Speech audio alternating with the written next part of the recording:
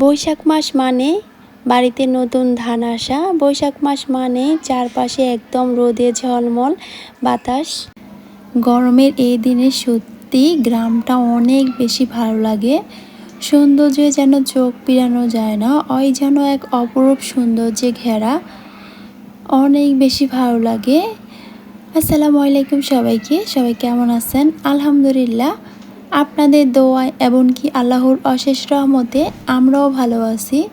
এই মুহূর্তে যারা আমার ভিডিওটি দেখা শুরু করেছেন, প্লিজ একটা লাইক দিয়ে ভিডিওটি দেখা শুরু করবেন। সেই সাথে যারা নতুন এসেছেন আমার চ্যানেলে, প্লিজ চ্যানেলটাকে সাবস্ক্রাইব করে দিবেন। আর যারা অলরেডি সাবস্ক্রাইব করেছেন তাদেরকে অসংখ্য ধন্যবাদ।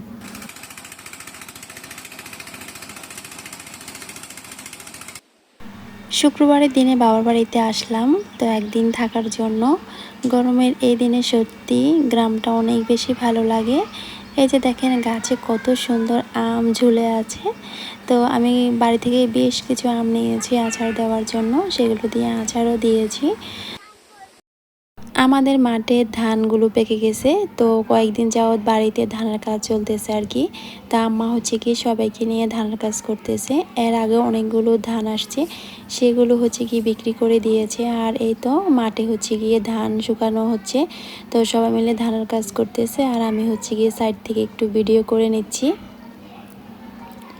তো এদিক দিয়ে সবাই ধান শুকিয়ে ধানগুলো হচ্ছে গিয়ে এখন এইভাবে খামার দিয়ে রাখতেছে। আর ওই যে দেখেন, আর অন্য যে ক্ষেতগুলো আছে ওই ক্ষেতগুলো হচ্ছে গিয়ে কেটে কেটে এখানে নিয়ে আসা হচ্ছে। এগুলো হচ্ছে গিয়ে আবার আগামীকাল মেশিন দিয়ে ধানগুলো হচ্ছে গিয়ে নেবে আর কি।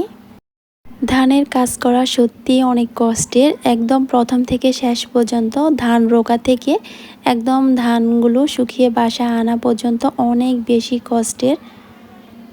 তো এদিক দিয়ে হচ্ছে গিয়ে বাগানে গাছে একটা পেয়ারা পেকে আছে। তো হচ্ছে গিয়ে আমার ভাই পেয়ারাটা দেখেছে, তো দেখে হচ্ছে গিয়ে এই যে আমরা এখন পেয়ারাটা ছিললাম, একদম গাছ পাকা পেয়ারা। আর এই পেয়ারাটা অনেক বেশি মিষ্টি ছিল, সবাই মিলে একটু একটু করে কেটে খেয়েছি, খুব ভালো লাগলো। তো এদিকে দাঁড়িয়ে আমরা সবাই অনেক বেশি মজা করতেছি যে হঠাৎ করে এত সুন্দর একটা পাকা পেয়ারা পেয়েছি। তো সবাই দেখে হাসতেছে যে কীভাবে এই পেয়ারাটা পেলাম আর কি। তো ভাগ্যে ছিল, পাইলাম এই আর কি। এখন আমরা যাচ্ছি আমাদের বাগানের ভিতরে। তো আমাদের বাগানের ভিতরে যে আমরা রাজশাহী থেকে যে আম গাছগুলো এনে লাগিয়েছি, ওই গাছগুলোতে আম ধরেছে। তো এখন দেখতেছি কতগুলো আম টিকেছে। তো আমি তো বেশ কিছুদিন পর হচ্ছে গিয়ে বাড়িতে আসছি। এই যে আনারস,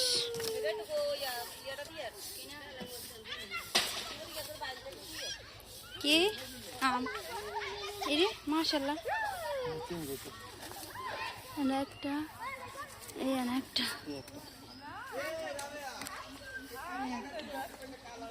মাশাআল্লাহ, খেতে ভালো বড় আর নাই। মাশাআল্লাহ, অনেক সুন্দর হয়েছে আমগুলো, মাত্র 3টা আম টিকেছে। আর সবগুলো আম হচ্ছে গিয়ে ঝরে পড়ে গেছে।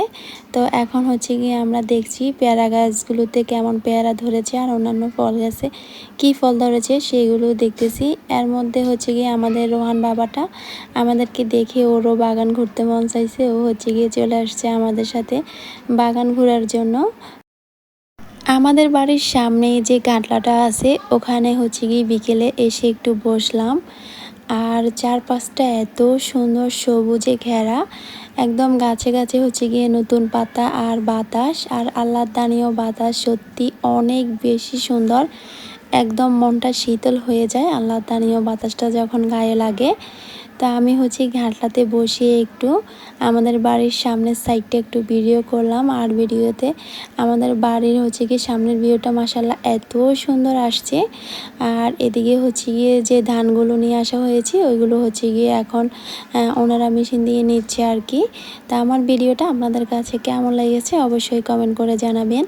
আর এরকম ভিডিও দেখতে চাইলে অবশ্যই কমেন্ট করে জানাবেন। তো আমার ভিডিওটা এই পর্যন্তই, দেখা হবে নেক্সট কোনো ব্লগে। সবাই ভালো